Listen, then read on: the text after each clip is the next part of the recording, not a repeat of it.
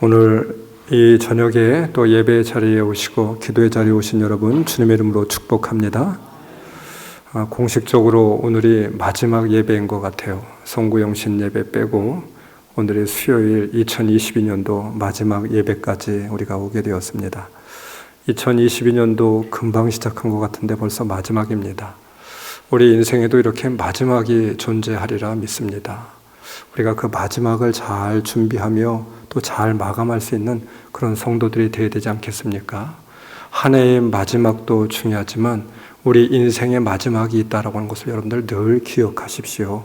그리고 우리가 늘 이 마지막인 것처럼 우리가 신앙생활을 하게 된다라고 하면 우리는 분명히 승리하는 그런 인생들이 될 줄 믿습니다. 오늘 더불어서 우리 같이 한번 뜨겁게 기도하였으면 좋겠어요. 한 해를 살아오면서 우리가 하나님 앞에 얼마나 큰 은혜를 받으면서 살아왔습니까? 그런데 우리는 진정 하나님의 은혜에 대해서 감사하지 못했던 것 같아요.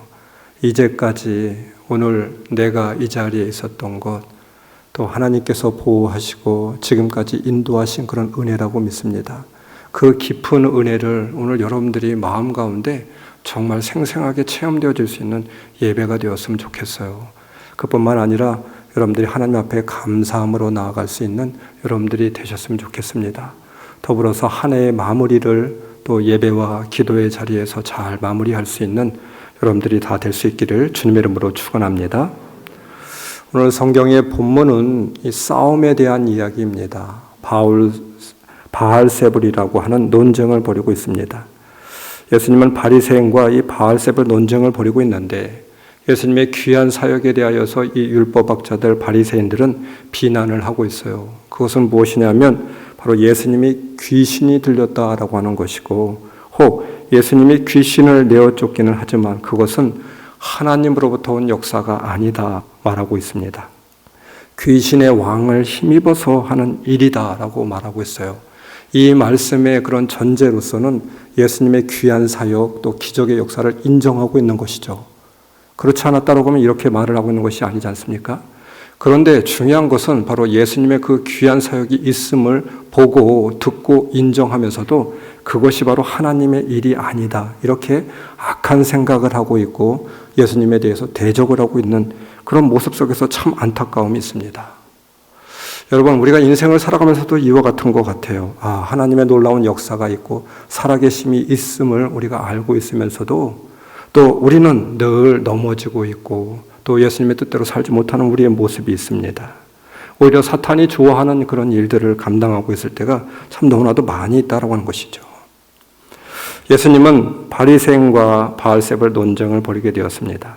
바알세불이라고 하는 말은 유대 문헌에는 잘 나오지 않는 표현으로 귀신의 왕의 다른 그런 표현 이름입니다. 그들의 주장에 대해서 예수님의 대답은 이렇습니다. 예수님의 논박은 간결하면서 아주 강력한 것이었습니다. 첫째로 바로 같은 편끼리 분쟁을 하지 않는다라고 하는 것이죠. 다르기 때문에 분쟁하는 것입니다. 예수님과 바리새파 사람들도 달랐습니다. 그러기에 서로 대립하고 있었다라고 하는 것이죠. 이 말의 의미에 그런 우리가 이 깊은 의미를 살펴보게 된다라고 하면 바로 우리 심령에도 다른 존재가 있다라고 하는 것을 인정하고 있는 그런 말씀이 되겠죠. 서로 다른 존재가 우리 심령 가운데 있음을 예수님은 그렇게 간접적으로 말씀하고 있는 것입니다. 27절, 먼저 힘센 사람을 묶어놓지 않고는 어떻게 그 사람의 집에 들어가서 세간을 털어갈 수 있느냐? 묶어놓은 뒤에야 그 집을 털어갈 수가 있다. 사람이 먼저 강한 자를 결박하지 않고는 안 된다고 했습니다. 힘이 있는 자를 먼저 묶어놓은 후에야 마음대로 물건을 늑탄할 수 있다라고 하는 말. 이 말의 의미는 예수님이 이미 사탄의 권세, 그 사탄의 권세가 있지만 그것을 이기시고 승리하였다, 이런 말씀이 되겠죠. 그뿐만 아니라 우리의 심령 가운데는 늘 이와 같이 영적 전투, 사탄과의 전투가 있음을 의미하고 있는 말씀입니다.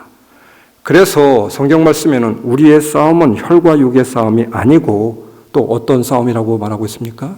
영적인 싸움이라고 말하고 있잖아요. 이 영적인 싸움에서 우리는 승리해야만 됩니다. 우리 싸움의 이면에는, 갈등의 이면에는 악한 일들의 이면에는 영적인 일들이 도사리고 있어요. 숨어 있어요. 여러분, 우리는 지혜로운 자들이 되어야만 됩니다. 그래서 이 악한 세력들을 간파할 수 있는 지혜가 우리에게 있어야만 됩니다. 그래야 우리는 제대로 싸움을 할 수 있어요. 제대로 설 수 있게 되는 것이죠. 모든 문제의 핵심은 영적인 문제에 있습니다. 여러분 한번 잘 살펴보세요. 진로 문제나 건강 문제, 개인의 문제, 자녀 문제, 부부 문제, 사업의 문제, 직장의 문제, 이웃 간의 문제, 사람과의 관계의 문제. 그 안에 분명히 사탄이 도사리고 있습니다. 사탄의 영적인 그런 세력이 침투해 있어요. 그래서 우리를 넘어뜨리려고 하는 것입니다. 우리를 쓰러뜨리게 하는 것이죠. 사탄의 세력에 동조하게 만드는 것입니다. 찬송가 350장은 그래서 이렇게 고백하고 있죠. 우리들의 싸울 것은 혈기가 아니고 우리들이 싸울 것은 육체 아니고 마귀 권세 맞서 싸워 깨쳐버리고 죽을 영혼 살릴 것일세. 한 마음으로 힘써 나가세. 한 마음으로 힘써 싸우세. 악한 마귀 군사들과 힘써 싸워서 승전고를 울리기까지. 사람하고 싸우는 것이 아니에요. 관계하고 싸우는 것이 아니라, 문제하고 싸우는 것이 아니라 악한 마귀 권세와 싸운다. 이렇게 고백하고 있어요. 악한 마귀 죄 아무리 강할지라도 우리들의 대장 예수 앞서가시니 주저 말고 용감하게 힘써 싸우세. 최후 승리 얻을 때까지. 우리 인생의 모든 일들, 모든 싸움에 앞서서 영적인 싸움이 있음을 우리는 알고 살아야만 됩니다. 악한 영과의 싸움이죠. 그래서 우리는 누구를 대적함이 아니라, 문제를 대적함이 아니라 악한 영을 대적해야만 됩니다. 기도로 악한 세력을 제압해야 되는 것이죠. 여러분, 아무리 좋은 차라도 불량한 운전수에게 맡기면 안전 운행을 할 수가 없잖아요. 미친 사람이나 술 취한 자에게 운전대를 맡기겠습니까? 우리는 차요, 운전수는 성령님과 마귀입니다. 여러분의 인생의 차를 누가 운전하냐에 따라 우리의 운명이 바뀌어지게 되고 우리의 인생 가운데 수없이 많은 문제들이 일어나게 됩니다. 여러분들이 잘 알고 있는 예화 하나가 있어요. 체로키 인디언들에게 전해져 내려오는 아주 유명한 이야기입니다. 그것은 바로 늑대 두 마리의 이야기죠. 어느 날 할아버지가 손자에게 이렇게 이야기를 합니다. 우리 마음속에는 두 마리의 늑대가 살고 있대. 이 두 마리의 늑대는 항상 서로 싸우고 있지. 한 번도 평화를 이룬 적이 없어. 어린 손자는 왜 두 마리의 늑대가 싸우는지 질문을 합니다. 할아버지가 대답을 해요. 한 놈은 악함을 대표하는데 그 놈은 화, 질투, 슬픔, 욕심, 후회, 억울함, 열등감, 시기, 질투, 헛된 자존심, 우리 마음속에 그런 악한 감정을 나타내고 있고, 또 한 늑대는 선함을 대표하는데 사랑, 희망, 겸손, 친절, 기쁨, 감사, 모든 선한 감정을 대표하는 것을 의미하고 있지. 이 둘은 정반대의 성격을 가지고 있어서 항상 싸울 수밖에 없단다. 그러면서 할아버지는 손자에게 이렇게 이야기합니다. 너는 어떤 늑대가 이겼으면 좋겠니? 너는 어떤 늑대가 이기고 싶어? 어떤 늑대가 이길까? 곰곰이 생각하던 손자는 착한 늑대가 당연히 이겼으면 좋겠어요, 할아버지. 그랬더니 할아버지가 이렇게 대답을 합니다. 우리가 너무나도 잘 알고 있는 유명한 말이죠. 그렇지, 착한 늑대가 이겼으면 좋겠다고 생각하지. 그런데 말이야, 진짜 이기는 늑대는 바로 네가 먹이를 주는 늑대가 이기는 거란다. 네가 먹이를 주는 늑대가 이긴단다. 왜 그렇습니까? 먹이를 주는 늑대가 힘이 세서 이길 수밖에 없잖아요. 예수님과 함께 맞서 영적인 싸움에서 우리는 승리해야만 됩니다. 예수님의 쪽을 고집해야만 됩니다. 예수님의 생각, 예수님의 마음을 우리는 고집해야만 돼요. 주님의 권세로 주님과 동행하며 사탄의 세력에 대항하여 싸워야만 됩니다. 그래야 승리를 할 수 있어요. 나사렛 예수의 이름으로 사탄을 결박하고 담대히 대항하며 승리하며 나아가야 될 줄 믿습니다. 거기에 우리 인생의 승리가 있지 않겠습니까? 둘째로 말씀 24절 또한 오늘 말씀에서 강조하는 내용이 있습니다. 예수님은 말씀하고 있어요. 예수께서 그들의 생각을 아시고 이렇게 말씀하셨다. 어느 나라든지 서로 갈라지면 망하고 어느 도시나 가정도 서로 갈라지면 버티지 못한다. 제가 이 말씀 한번 다른 우리말로 한번 해석을 해볼까요? 이기는 싸움이 있는 반면에 지는 싸움이 있단다. 너희는 어떤 싸움을 택할래? 이기는 싸움을 하고 싶겠지. 그러나 우리 그리스도인들은 지는 싸움도 해야 된다. 주님께서 우리에게 이렇게 권면하고 있는 말씀이 아닐까요? 오늘의 말씀의 핵심은 영적인 의미에서 우리는 뒤집어 살펴볼 필요가 있습니다. 다른 편끼리의 싸움이 있으면 당연한 것이지만 같은 편끼리의 싸움이 되어서는 곤란하잖아요. 여러분, 같은 편끼리 싸움을 한다고 생각해 보십시오. 그것은 다 공멸하는 일이잖아요. 다 같이 죽자는 말입니다. 우리는 때때로 같은 편인지도 모르고 열심히 그것도 최선을 다하여서 지극히 정성을 다하여서 싸워서 승리하려고 있어요. 이 얼마나 무모한 일입니까? 이 얼마나 어리석은 짓입니까? 같은 편인지 다른 편인지도 분간하지 못해요. 참으로 안타까운 인생들이죠. 우리는 먼저 이겨야 할 것과 져야 할 것을 구분하는 지혜가 있어져야만 합니다. 사탄의 세력은 반드시 이겨야 되겠죠. 물리쳐야만 합니다. 그러나 하나님의 나라를 위하여서는 믿음의 공동체 안에서의 갈등과 분쟁이 있어서는 안 되잖아요. 왜입니까? 우리는 같은 편인데 같이 물고 뜯고 싸우면 어떻게 되겠습니까? 같이 죽자는 말이 되겠죠. 화를 내며 언쟁을 높여서는 안 됩니다. 시기와 불평을 해서도 안 됩니다. 믿음의 공동체, 가정의 공동체에서는 그래서는 절대 안 됩니다. 아주 날선 말들, 비판과 정죄의 말들로 우리는 얼마나 많은 상처를 입히고 있고 아픔을 당하고 있는지 모릅니다. 갈등의 원인이 되고 있잖아요. 여러분, 요즘 한창 TV에서 많이 나오는 오은영 교수라고 여러분들 잘 알고 계시죠? 못 참는 아이, 욱하는 부모라고 하는 책에서 이런 말을 하고 있습니다. 오늘도 아이 앞에서 욱하셨습니까? 부모 자녀 관계를 망치게 되는 것이죠. 아이에게 욱하는 것은 관계에 굉장히 파괴적입니다. 문제는 사회에서 욱은 관계를 끊으면 그만이지만 아이와는 그럴 수 없다는 것이죠. 그래서 더 치명적인 일입니다. 네가 너무 말을 안 들으니까 그렇지, 다 너 잘 되라고 하는 소리야. 욱하고 나서 부모들은 다 이렇게 아이한테 말한다고 하고 있죠. 하지만 부모의 이 욱 때문에 성인이 되면 연을 끊고 지내는 사람들이 참 많이 있다고 합니다. 딱 한 번 욱했다고 그렇게 되지는 않습니다. 부모가 끊임없이 별것 아닌 일에 화내고 욱하면 아이는 자신의 잘못에 비해 반응이 심하다고 생각합니다. 그러다가 결정적인 일이 발생하고 섭섭한 마음이 생기면 그 다음부터는 부모를 안 보고 싶어 합니다. 더는 상처받지 않기 위해서 벽을 세우는 것이죠.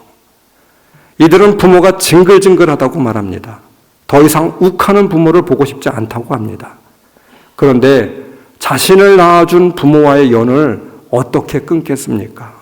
겉으로는 관계를 끊는 것처럼 보여도 내면에는 그 자체가 어마어마한 상처요, 고통인 것이죠. 서로가 상처로 고통받고 있는 것이죠. 여러분, 말씀의 기준이 분명하면 혼란하지 않고 우리는 갈등이 되지 않습니다. 어떤 기준입니까? 우리는 같은 지체, 한 몸이라고 하는 이와 같은 분명한 기준이죠. 그 기준이 말씀에 있어야만 됩니다. 자기의 생각, 고집, 이론이 아니고 말씀에 대한 기준이 서면 우리는 구분이 생기게 돼요. 말씀은 일종의 다림줄과 같습니다. 그래서 여러분, 우리는 성경을 캐논이라고 하잖아요. 기준이라고 하잖아요. 그 기준에서 뭐라고 이야기하고 있습니까? 너와 나는 한 몸이고 한 지체라고 하잖아요. 서로 물고 뜯고 싸우면 같이 죽는다, 이 말을 말하고 있는 것이잖아요. 지는 것이 내가 사는 길이고 내가 승리하는 길, 우리는 너무너무 많이 배웠지 않습니까? 내가 싸움에 이겼다고 해서 승리한 것이 아닙니다. 여러분, 가정에서 배우자의 아픔이 나의 아픔이 되고 있잖아요. 그렇지 않나요? 배우자가 아픈 것이 나의 승리로 여겨지고 있습니까? 그처럼 못난 배우자가 어디 있겠습니까? 그래서 우리는 져주려고 하는 것이죠. 내가 지는 것이죠. 그때 가정의 행복이 있잖아요. 가정의 승리가 있잖아요. 교회 공동체에서도 저는 마찬가지가 아닐까 싶습니다. 누가 누구를 비난할 때, 헐뜯고 모함할 때 그것은 우리 모두의 아픔인 것이죠. 뭘 교회 공동체에서 조금 내가 승리했다고 그것이 무슨 대단한 일이 되겠습니까? 여러분, 내가 가지고 있는 생각이 옳다. 그것이 뭐 그렇게 중요한 것이겠습니까?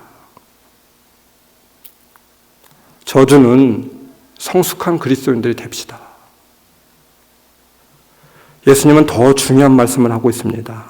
율법학자들은 예수님의 사역을 비난하였습니다. 바리새인은 비난을 하였어요. 예수님의 사역이 마귀의 힘을 빌어서 하는 일이라고 하였습니다. 주님은 이들을 강하게 질책하시고 이들에게 정말 너무나도 중요한 말씀 한 말씀을 하세요. 너희들이 너무나도 안타깝다 이 말입니다. 이것은 서로 싸우고 안 싸우고의 문제가 아니라 이기고 지고의 문제가 아니래요. 성령님의 사역을 비난하는 일이고 이와 같은 죄는 결코 용서받지 못한다. 너희가 그것을 간과하고 있었구나.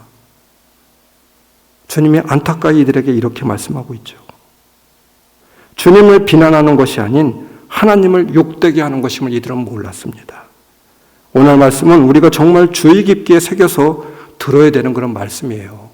바알세불 논쟁이 이것이 중요한 것이 아닙니다. 우리가 하찮게 하는 말이 성령을 회방하는 말이 될 수 있습니다. 우리 신앙인들은 하나님에 대해서 너무 쉽게 생각을 하고 오용하고 있는 것 같아요. 하나님에 대한 호칭도 얼마나 자유롭습니까? 여러분, 유대인들 하나님에 대해서 이야기를 잘 못해요. 우리의 말로 친다라고 하면 하나님의 하자도 잘 발음을 하지 않습니다. 성경에서 하나님이라고 하는 단어가 나오면 하고 그냥 넘어갑니다. 그래서 하나님이라고 하는 단어가 어느 시대에는 그 단어조차도 기억하지 못했대요. 이런 이야기가 전해져 내려오고 있어요. 하나님에 대한 비난과 원망도 우리들은 너무나도 쉽게 하고 있는 것 같아요. 조금만 삶이 내 뜻대로 되지 않아도 하나님을 원망합니다. 유대인들은 하나님에 대한 글자가 나올 때마다 발음을 하지 않았다. 여러분, 이것을 아셔야 돼요. 왜 그랬습니까? 하나님에 대한 글자도 쓰지 않았어요. 왜? 그만큼 하나님은 경외로우신 분이고 두려우신 분이고 우리 인간의 입으로 함부로 발설할 수 있는 그런 분이 아니다라고 하는 말이에요. 율법학자들은 예수님을 모방하고 비난하려고 귀신을 빗대어서 말하고 있었지만 그것이 하나님의 일을 회방하고 성령의 사역을 회방하는 것임을 알지 못하였습니다. 회방이라고 하는 말은 블라스페미아이, 모든 종류의 비방 또는 욕을 뜻합니다. 교회 공동체에 성령이 하는 일에 성령을 해방했다라고 하는 말은 하나님께 대한 불경스러운 말을 뜻하고 있는 것이죠. 예수님이 귀신을 쫓아낸 것은 자신의 독립적인 행위가 아니라 성령과 함께 이룬 것이었습니다. 성령은 예수님이 세례를 받으실 때 예수님 안으로 오셔서 예수님의 내적 힘의 자원으로 임하셨습니다. 그런데 바리새인들은 예수님의 사역에 대하여서 더러운 귀신이 들렸다고 말하며 사역 자체에 대해서 사탄의 짓이라고 부정하였어요. 곧 하나님을 부정한 것이고 하나님의 성령을 회방하게 된 것이죠. 성령을 모독한 죄가 됩니다.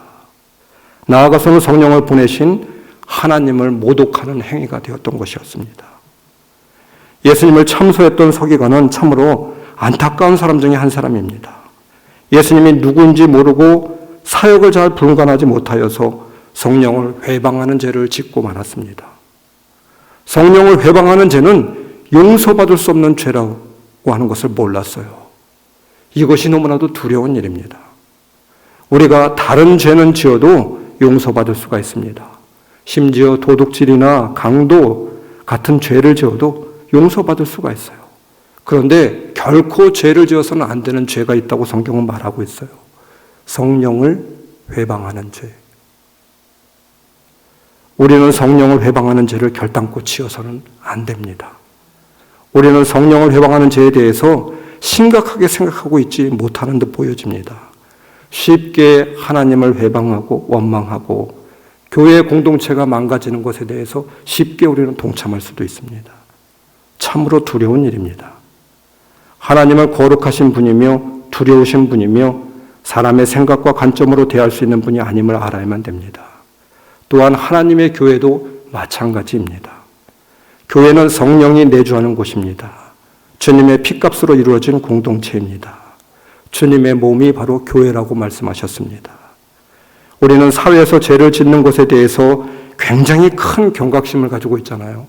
조그만 죄를 짓는다라고 해도 경찰서에 가는 것 얼마나 두려운 일입니까? 제가 경찰서를 간 지 지금 기억이 별로 없는데 딱 한 번 갔던 것 같아요. 저의 죄 때문에 간 것도 아니었는데 얼마나 두렵고 떨리든지. 여러분, 정작 용서받지 못하는 죄에 대해서는 너무 가볍게 생각하고 있는 것 같아요. 하나님과 교회에 대해서 여러분 너무 쉽게 생각하지 마세요. 두려운 일입니다. 제가 늘 성도들에게 권면하는 내용이 있어요. 혹 교회에서 싸움이 있고 어려움이 생길 때 그 자리에 있지 말라고 권면을 합니다. 분쟁의 당사자로 있지 말라고, 시비의 당사자나 동조자도 되지 말라고 그 자리를 피하라고 합니다. 부지불식간에 그 일이 혹 우리는 주님의 성령을 회방하는 일이 될 수도 있기 때문인 것입니다.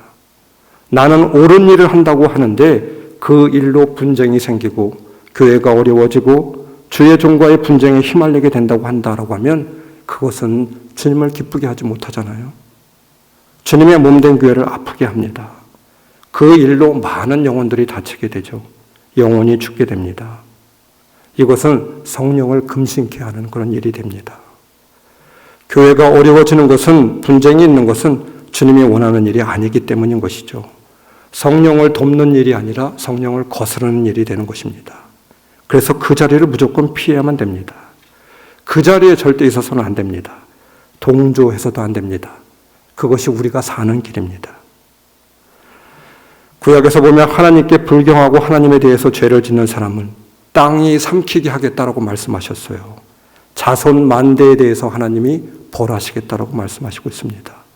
두렵고 떨리는 마음으로 우리는 들어야만 됩니다. 신앙생활을 해야 되겠어요. 더욱이 교회 공동체 가운데 신앙생활에 있어서 더욱더 조심하면서 우리는 살아가야 될 줄 믿습니다. 우리가 어떤 존재인지 알 수 있는 기준이 있습니다. 여러분, 오늘 성경 본문은 마태복음하고 똑같이 나오는데 다른 것 하나가 있어요. 마가복음에서는 예수님께서 이렇게 이야기하죠. 형제 자매들에게, 어머니에게 누가 내 형제이냐, 누가 내 어머니이냐 이렇게 말하고 있습니다. 그런데 마태복음에서는 평행 본문이 나온 뒤에 열매에 대한 이야기가 나오고 있어요. 에크투 가르프, 이 가르프 열매라고 하는 말인데 열매가 중요하지만 에크라고 하는 말도 중요합니다. 무엇 때문에, 무엇에 의하여서. 말씀 33절 보니까 마태복음, 나무가 좋으면 그 열매도 좋고 나무가 나쁘면 그 열매도 나쁘다. 그 열매로 나무를 안다. 이렇게 말하고 있습니다. 우리는 그리스도를 믿는 사람들입니다. 진정 그리스도를 믿는 사람인지 그리스도를 사랑하는 사람인지 그의 삶의 열매가 그 나무가 어떤 나무인지 판가름할 것이다. 주님께서는 이렇게 말하고 있어요. 그렇지 않습니까? 그 열매를 보면 그 나무를 알 수 있는 거 아니겠어요? 우리 삶의 열매에 나타난 것을 보면 그가 어떤 존재인지 주님은 분간하겠대요. 그것으로 판가름하시게 됩니다. 반대로 이야기하면 주님 닮은 삶이 없게 된다라고 하면 아무리 입으로 그리스도를 사랑한다라고 하지만 구원받은 백성이라고 하지만 믿음이 있는 백성이라고 하지만 그것이 다 무엇이 소용이겠느냐? 주님께서는 이렇게 말씀하고 있는 것이죠. 우리 삶과 우리 삶 속의 흔적은 우리의 믿음과 연결이 됨을 말하고 있는 것입니다. 그렇지 않겠어요? 지극히 당연한 말이잖아요. 흔적이라고 하는 말은 헬라어로 스티그마, 표식입니다. 동물들이 생태를 살펴보려고 하면 그 동물들이 남겨진 표식을 통하여서 그 동물의 습관과 생태를 살펴볼 수 있습니다. 무엇을 먹었는지, 어떻게 살았는지, 어디에 갔었는지 흔적으로 그대로 남아있게 됩니다. 표식이란 삶의 흔적이죠. 이것은 비단 동물만 그런 것이 아닙니다. 흔적은 여러분 정직합니다. 그렇지 않아요? 우리 사람들도 그 흔적을 통하여서, 삶의 흔적을 통하여서 그가 누구인지, 무엇을 믿고 있는지, 어떻게 살고 있는지, 내가 남겨놓은 스티그마가 내가 누구인지를 가리키는 가장 정확한 바로미터가 된다라고 하는 말입니다. 내가 가장 좋아하는 일이 무엇인지에 따라 내가 주로 하는 일이 무엇인지, 내가 어디에 관심을 갖고 있는지 그대로 드러날 수밖에 없어요. 반대로 흔적을 통하여 내가 누구인지를 정직하게 보여지게 될 것입니다. 내 삶의 이력이 내가 누구였나를 말하고 있는 것이죠. 제가 여러분들에게 익히 말씀드렸던 한 예화가 있습니다. 고 이병철 회장이 살아계셨을 때 생전에 공장을 짓게 된다라고 하면 각 공장에 그런 공터마다 나무를 심게 했대요. 그리고 그 나무를 잘 돌보라고 늘 그렇게 그 공장에 있는 직원들하고 공장장에게 이야기했다고 합니다. 그리고 그 공장을 시찰하게 된다라고 하면 제일 먼저 공장 사무실에 들어가서 장부를 들여다보고 일의 성취를 들여다보고 게시판을 들여다보고 일을 어떻게 했냐, 그것을 보지 않았대요. 그 공장을 들어가기 전에 바깥에 심겨져 있는 그 나무가 잘 자라고 있는지, 말라 비틀어 죽어 있는지, 상처가 난 것은 있는지 그것을 먼저 보았다라고 하는 것입니다. 그 나무를 보고 공장장의 업무 태도를 평가했다라고 하죠. 만약 나무에 이상이 있으면 그 공장에서 올린 서류 보고가 아무리 훌륭해도 공장장을 100% 신뢰하지 않았다고 합니다. 공장의 관리가 공장 밖 나무에게까지 미친다라고 하면 그 공장의 공장안 관리는 두말할 것도 없이 잘 관리하고 있는 것으로 판단했다라고 하는 것이죠. 실제로 공장에 심겨진 나무로 공장장의 역량을 가늠하는 그분의 판정은 아주 너무나도 기가 막히게 일치하였다고 하는 것입니다. 여러분, 그렇지 않을까요? 정말 잘 신실한 그런 공장장이다라고 하면 공장 안의 내부적인 일들도 중요하지만 바깥에 있는 것들도 잘 관리할 수 있지 않을까요? 물론 다 100%는 그러하지 않을 것입니다. 그런데 사람도 그 기준을 보고 있었다라고 하는 거예요. 그것이 무엇입니까? 바로 삶의 열매를 통해서 그 사람이 어떤 사람인지 가장 정확하게 판단할 수 있다라고 하는 근거가 아닐까요?